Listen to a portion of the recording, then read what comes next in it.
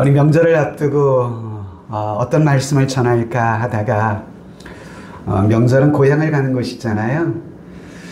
고향에 대해서 함께 말씀을 좀 묵상해 보았으면 좋겠다 싶어서 오늘 룻기서의 말씀을 통해서 우리들의 진정한 고향에 대해서 말씀을 함께 나눠볼까 합니다.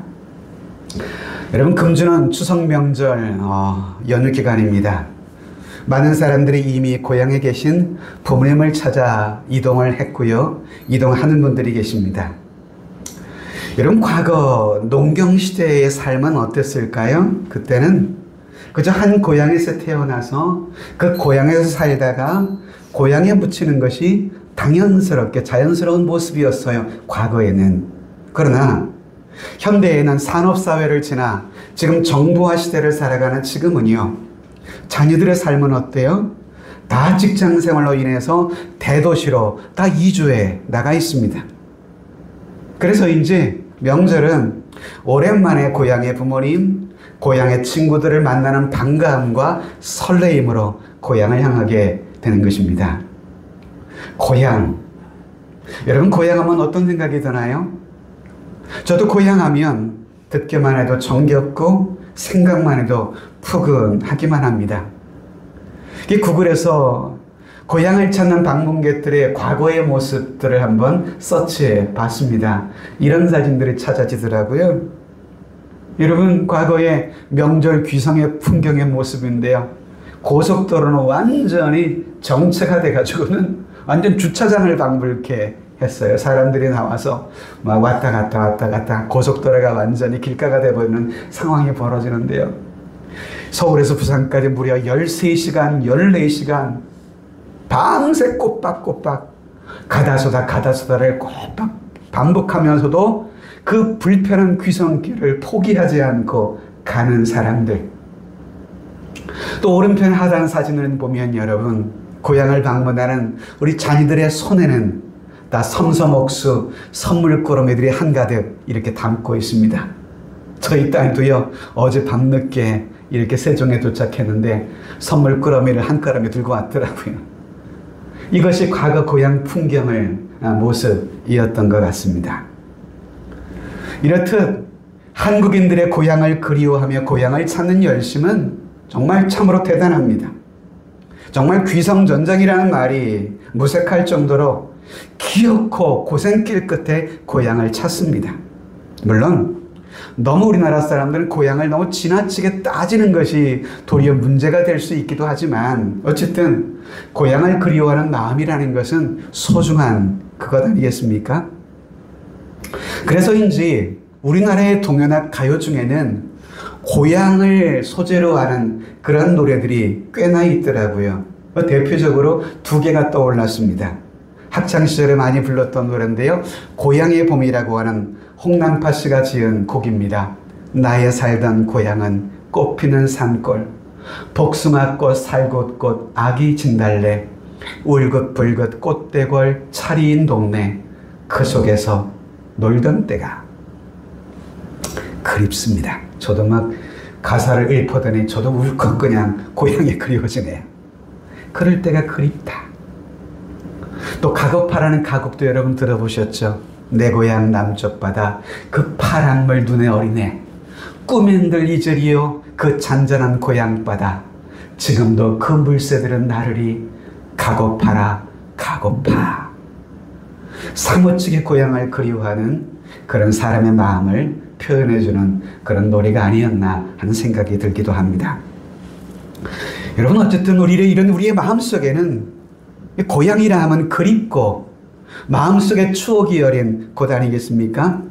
그래서인지 많은 사람들이 이처럼 고향을 찾는 것 아닌가 생각이 듭니다.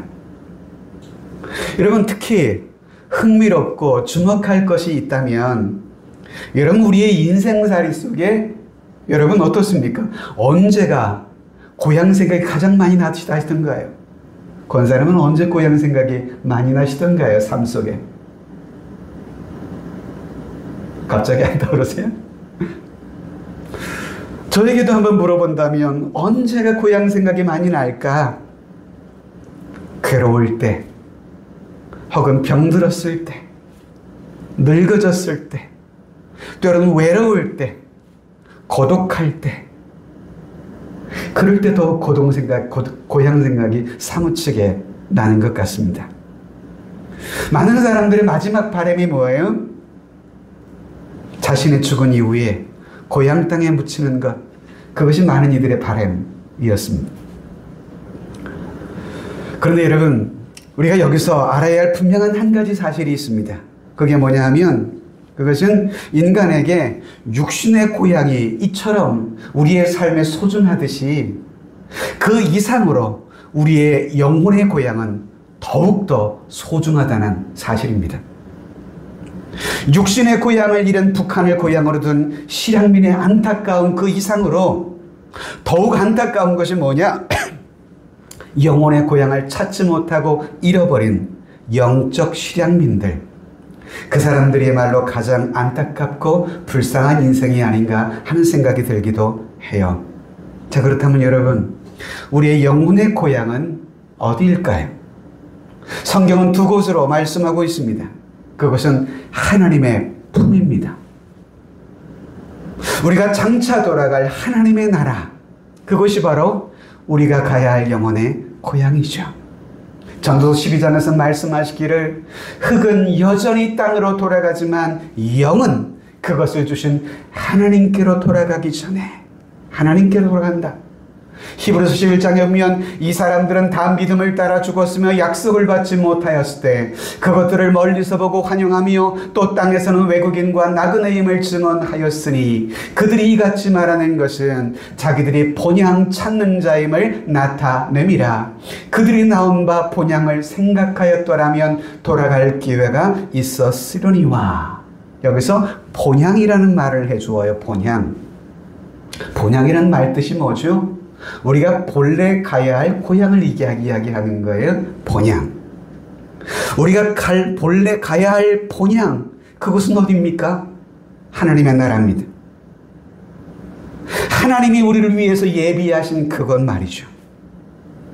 제가 수많은 장례식을 집례하는 목사이기도 하잖아요. 우리가 여러분 고인의 죽음을 맞이할 때마다 고인의 죽음에 대해서 우리나라 사람들은 예의상 고인의 죽음을 뭐라고 표현하는 줄 아세요? 돌아가셨다고 말합니다. 돌아가셨다. 좀 믿지 않는 우리 선조들이었지만 무언가 한 가지 의미는 알고 있었던 것 같아요. 돌아가셨다. 이 말이 무슨 의미인지 이해하시겠어요? 원래 있어야 할 곳으로 가셨다는 말이에요. 돌아가셨다. 의미 없이 그동안 써왔겠지만 그 말 속에 우리의 내세가 있음을 보여주는 그러한 소망이 담긴 인사말이 아니었겠나 하는 생각을 해보게 됩니다. 여러분, 우리들 비록 고향을 떠나 있어도 우리의 마음속에 늘 고향을 품고 있는 그런 사람은 넉넉한 삶을 살아가게 되더라고요.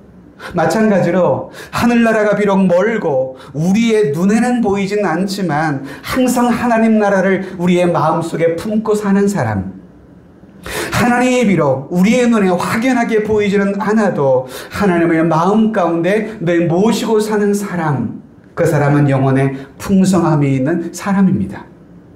그 사람이 진정으로 행복한 사람 아닐까요? 우리의 신앙이 바로 그런 것입니다.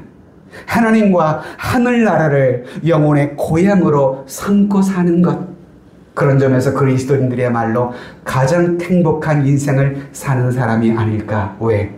우리가 가야 할 고향이 있음을 알고 그 소망을 가지고 살아가기 때문이죠. 자, 오늘 본문으로 한번 돌아와 볼까요? 본문은 고향을 잃었다가 되찾은 한 여인의 이야기를 들려주고 있습니다. 그 여인은 바로 나오미라고 하는 사람입니다. 우리는 이 본문의 이 나오미란 여인을 통해서 우리의 영혼의 고향이라는 곳이 얼마나 소중한지를 다시 한번 생각해보는 그런 기회가 되었으면 하는 바람이 있습니다. 첫 번째 생각할 것은 고향을 등진 나오미 가족을 함께 보려고 해요. 때는 사사시대였습니다. 사사시대의 베들레헴에 엘리멜렉이라고 하는 사람이 살았습니다. 이 엘리멜렉은 성읍의 유지였고 비교적 유복한 삶을 살았던 사람이에요. 그런데 그가 살던 베들레헴 땅에 어느 날 흉년이 들었다는 것입니다. 오늘 루카서 1장 1절을 보면 사사들이 치리하던 때에 그 땅에 무엇이 드니라? 흉년이 드니라. 유다 베들레헴의 한 사람이 그의 아내와 두 아들을 데리고 모압 지방에 가서 거류하였는데 라고 말씀해 줍니다.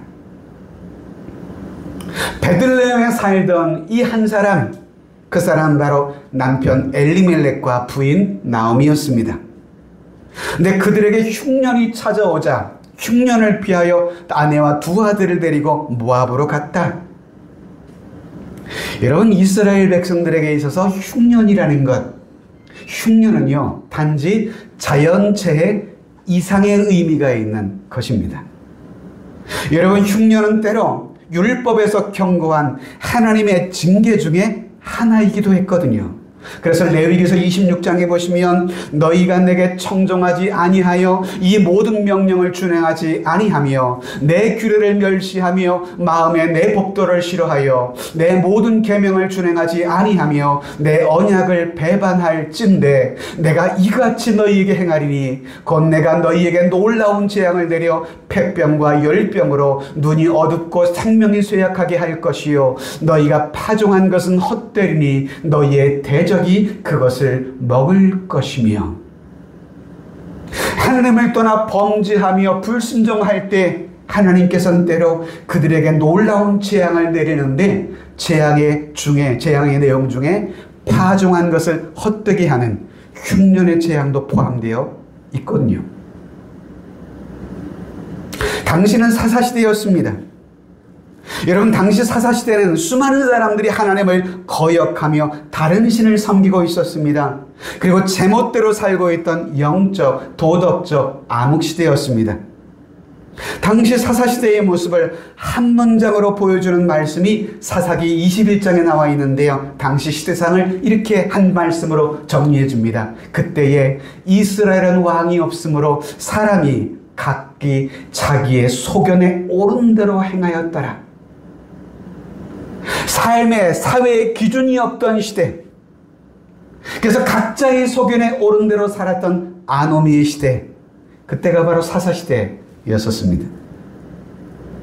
이렇듯 하나님을 떠나 불순종하며 죄 가운데 있을 때 하나님은 때로 자연재해라든지 전쟁을 통해 그 백성들을 징계하실 때가 있었습니다. 자, 여러분, 이런 재난을 만날 때에는 그 징계를 회피하기보다는 자신의 죄를 깨닫고 하나님 앞에 회개하고 죄에서 떠나 돌이키기만 하면 해결되는 것입니다. 여러분, 이것이 중요한 영적 원리인 것입니다.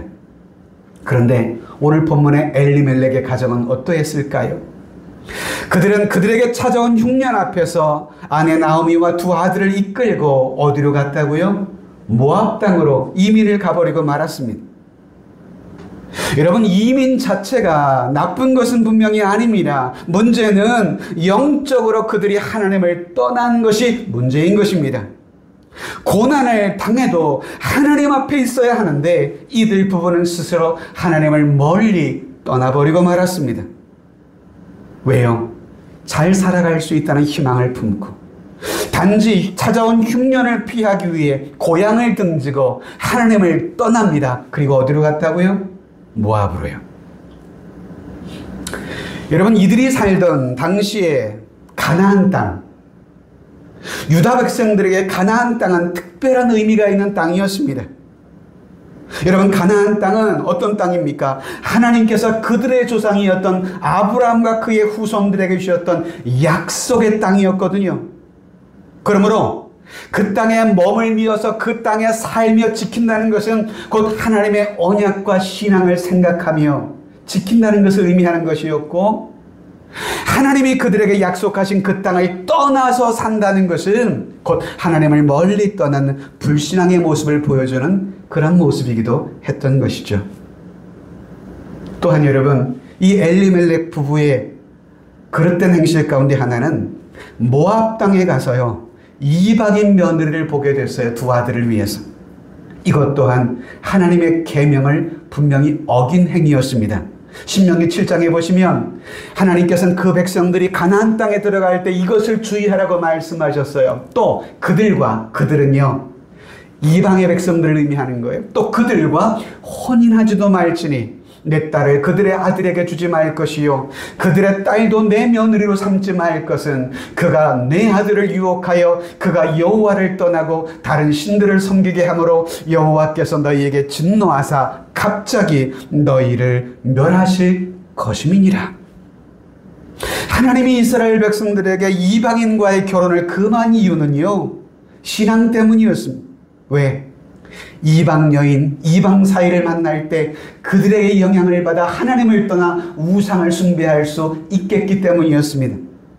이처럼 엘리멜렉과 나오미 부부가 고향을 떠났다는 것, 이것은 단순한 이민의 문제로 볼 것이 아니라 하나님보다 세상을 더 의지하며 살았던 이들 부부의 불신앙의 문제였음을 보게 됩니다.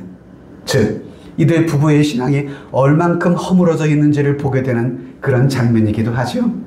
자, 두 번째, 모압 땅에서 그들은 타향에서 환난을 당합니다. 나오미의 가족들이요.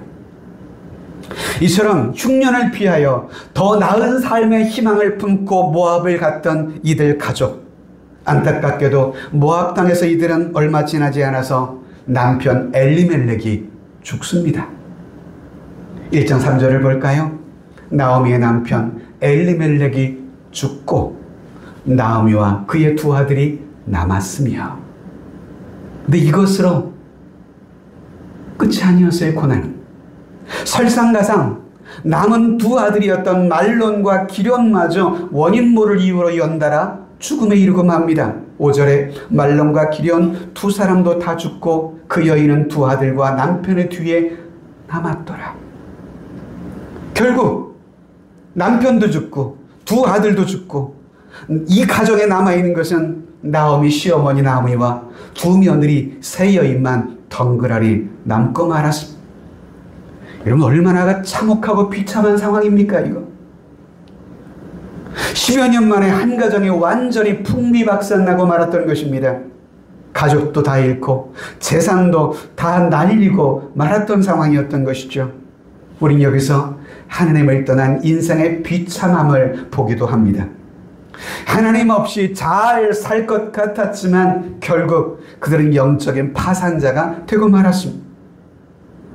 여러분, 연약한 우리 인생, 아무리 큰 소리를 쳐도 하나님을 떠나서는 온전히 살아갈 수 없는 유한한 존재라는 것, 우린 깨달을 수 있어야 합니다. 결국 이 가정, 영적 타향살이에 문제가 발생했어요. 본문에 말할 수 없는 환난을 경험하고 있는 나오미의 이 가족의 이야기, 이 가족의 이야기를 오늘 이 시간 묵상해야 할 이유, 중요한 교훈이 담겨 있기 때문에 그렇습니다. 자, 세 번째는요, 그 가정은 결국 그래서 고향을 되찾게 되더라는 것입니다. 자, 이 시어머니 나오미를 보세요. 말로 다 할 수 없는 큰 환난과 시련을 겪으면서 그나마 다행스러운 것이 있었어요. 그 시련과 고난 속에서 이 나오미는 그동안 10년간 잊고 살아왔던 그 하나님을 다시금 기억하기 시작했어요. 그리고 떠나왔던 약속의 땅, 그들의 고향을 기억하기 시작했다는 거예요. 근데 때마침 10여 년 떠나왔던 고향의 소식이 나오미의 귀 들려왔어요. 6절을 볼까요? 그 여인이 모압 지방에서 여호와께서 자기 백성을 돌보시사 그들에게 양식을 주셨다 함을 듣고, 10여 년 떠날 때는 흉년 때문에 떠났었는데 이제는 그 땅에 풍년이 왔다는 소식을 듣게 됐어요. 이 소식을 들었을 때 나오미, 그때 조금만 참고 살았으면 이런 후회가 생기진 않았을까? 자, 여러분, 하나님을 믿고 따르는 신앙생활도요, 항상 평탄하지만은 않더라고요. 때로는 환난도 찾아오기도 하고 고통도 찾아오기도 하더라고요. 근데 그럴 때 중요한 것이 있어요. 그것이 뭐냐 하면, 그런 중에도 우리는 하나님을 떠나지 않고 그 자리에서 인내해야 한다는 것입니다. 그리하면 하나님께서는 반드시 그의 삶을 회복시키시며 합력하여 선을 이루게 하시는 하나님이신 줄로 믿습니다. 그래서 로마서 8장 28절을 한번 읽어볼까요? 시작. 우리가 알거니와 하나님을 사랑하는 자 곧 그의 뜻대로 부르심을 입은 자들에게는 모든 것이 합력하여 선을 이루느니라. 이들 부부는요, 찾아온 흉년에 인내하지 못하고 하나님께서 그들의 조상들에게 약속하신 가나안 땅을 하나님을 등지고 떠남으로 그의 가정엔 어려움과 시련이 가중되었던 것이었습니다. 피하려던 어려움보다 그로 인해 더 큰 어려움을 그의 가정은 만났던 것이죠. 그런데 뒤늦게나마 나오미는 깨달았습니다. 자, 여러분, 신앙생활 중에 은혜가 뭔지 아세요? 같이 해볼까요? 깨닫는 것이 은혜입니다. 뭐가 은혜라고요? 깨닫는 것이요. 나오미는 깨달았어요. 물론 지나왔던 그의 삶이 부끄럽고 가정의 상처는 컸지만 그는 부끄러움을 무릅쓰고 다시금 떠나왔던 고향 베들레헴으로 돌아가기로 결단합니다. 그런 그녀의 결단과 귀향의 과정이 6절 이하의 몇 구절을 보면 상세하게 기록이 되고 있는데 6절을 보시면 이에 두 며느리와 함께 일어나 모압 지방에서 돌아오려 하여 7절에 두 며느리도 그와 함께하여 유다 땅으로 돌아오려고 길을 가다가 19절에도 보면 두 사람이 베들레헴까지 갔더라. 베들레헴에 이르렀을 때에. 자, 여러분, 이런 그녀의 고향으로의 결단 속에 담긴 의미 무엇일까요?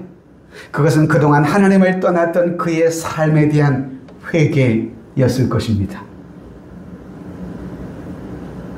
그런 그녀가 고향에 돌아갔을 때 마을 사람들은 그녀를 알아봅니다. 그리고 그녀의 이름을 부르기 시작합니다. 그럴 때 20절에 보면 그녀는 뭐라고 이야기할까요? 나오미가 그들에게 이를 때 나를 나오미라 부르지 말고 나를 마라라 부르라. 그 이유는 전능자가 나를 심히 괴롭게 하셨습니다. 여러분, 나오미의 이름의 뜻이 뭡니까? 희락, 기쁨, 이런 뜻이 담긴 이름의 뜻이 있습니다. 근데 그런 이름을 이제 부르지 말라는 거예요. 자신을 마라라 부르라. 마라라는 뜻이 뭐예요? 쓰다, 괴롭다, 이런 뜻을 가지고 있는 단어죠. 나오미는 이 말 속에서 자신의 가정에 당한 이 모든 그동안의 일들이 자신의 죄로 인한 하나님의 징계였음을 고백하고 있는 것입니다. 자, 여러분, 그녀가 이처럼 베들레헴에 돌아온 건 그것은 고향 땅에 단지 돌아왔다, 그 이상의 의미가 있는 것입니다. 즉 그녀의 영적 고향인 하나님의 품으로 돌아온 것이라 라고 하는 사실이죠. 자, 그런 그녀의 귀향, 네 번째는 귀향한 나오미를 향해서 하나님의 축복이 이어지게 되는데요. 자, 나오미가 이처럼 고향에 돌아오자 하나님은 그런 그녀를 위해서 그동안 시련과 아픔과 고난을 겪었던 나오미였지만 그런 그녀에게 놀라운 축복을 예비하고 계시더라는 것이죠. 그녀는 수치와 부끄러움 중에 돌아왔는데 고향 사람들은 그녀와 그녀의 며느리 룻을 따뜻하게 맞이했습니다. 또한 주목해야 할 부분이 있어요, 본문에. 그것이 뭡니까? 그녀가 돌아온 시기가 언제였을까요? 언제 며느리 룻과 함께 베들레헴에 돌아왔습니까? 22절을 같이 한번 여러분 읽어보실까요? 시작. 나오미가 모압 지방에서 그의 며느리 모압 여인 룻과 함께 돌아왔는데 그들이 보리 추수 시작할 때에 베들레헴에 이르렀더라. 나오미가 고향 땅 베들레헴에 돌아왔던 시기가 언제라고요? 보리 추수 시작할 때에 보리 추수기였습니다.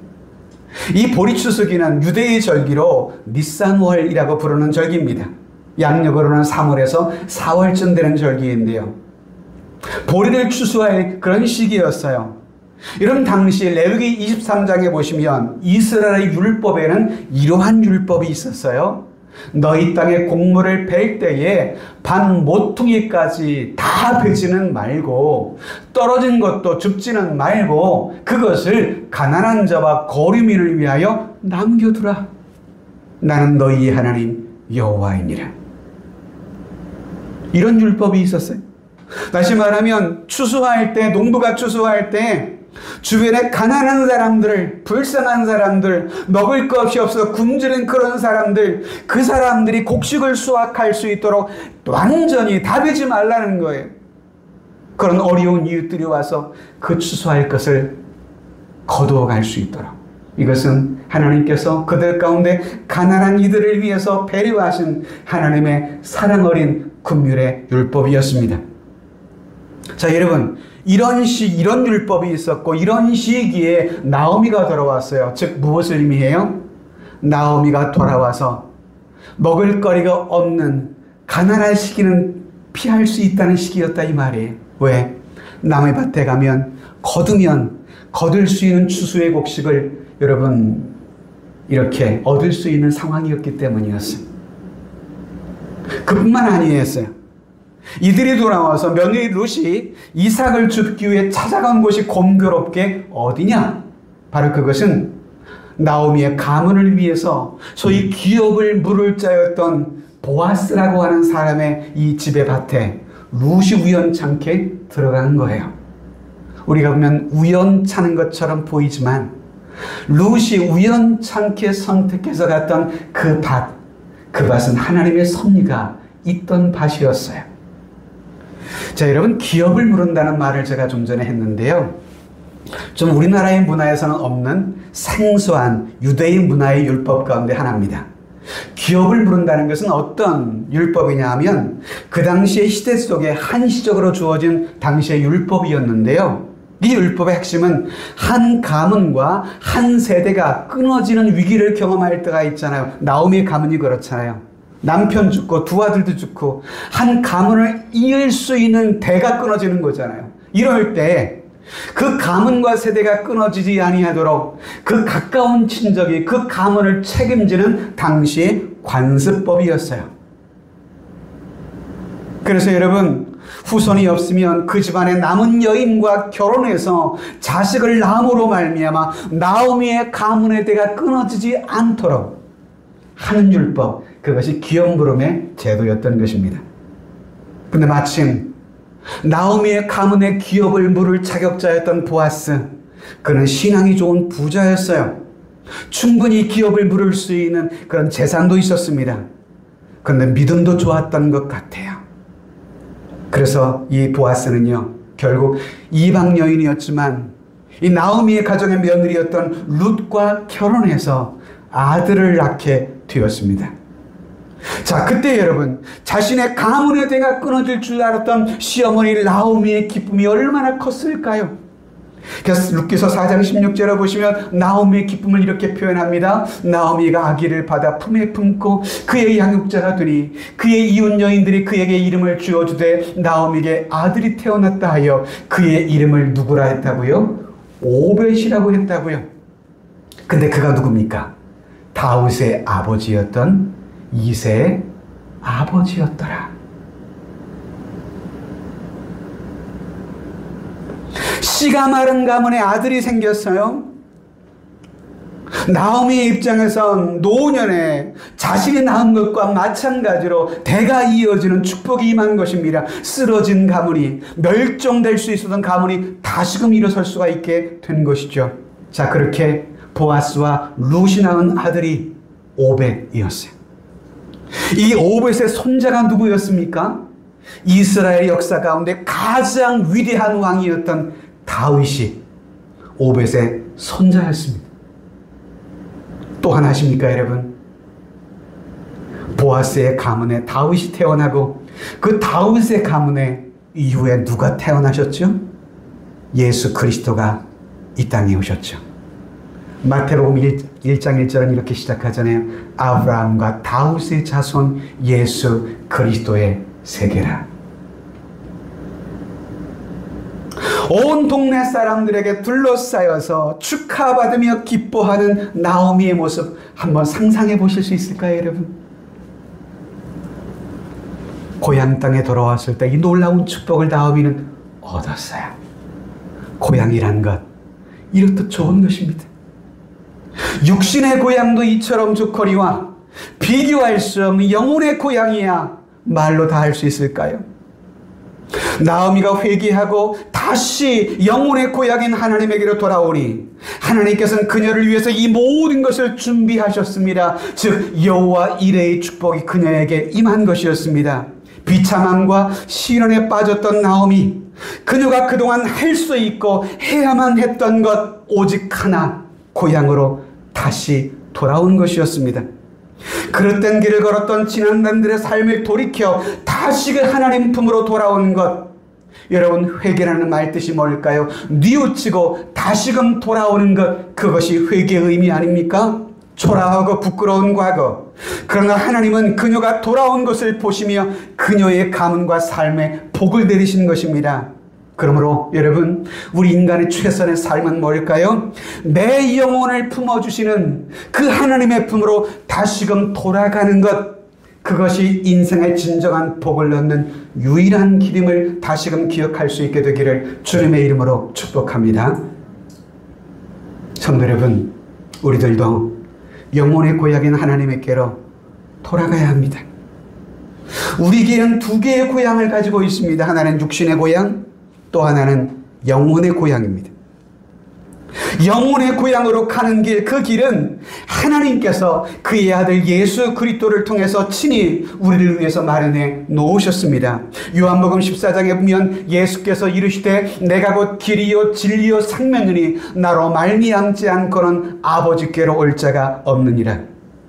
하나님을 멀리 떠나 스스로의 힘으로 잘 살아보겠다며 세상에서 방황하며 지었던 나의 모든 죄를 예수님께서는 당신이 흘리신 십자가의 피로 우리의 모든 죄를 다 대속해 주셨습니다. 그래서 우리로 하여금 하나님께 갈 길을 열어 놓으셨죠. 할렐루야.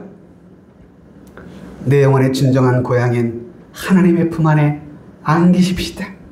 그리고 그 안에서 진정한 행복과 기쁨, 평안을 누리시게 되기를 바랍니다. 때로 우리 인생이 힘들고 피곤할지라도 하나님의 품 안에 안기기만 하면 그 하나님은 우리를 위로하시고 저와 여러분들의 삶을 평강에서 평강으로 인도하실 것입니다. 말씀을 맺습니다.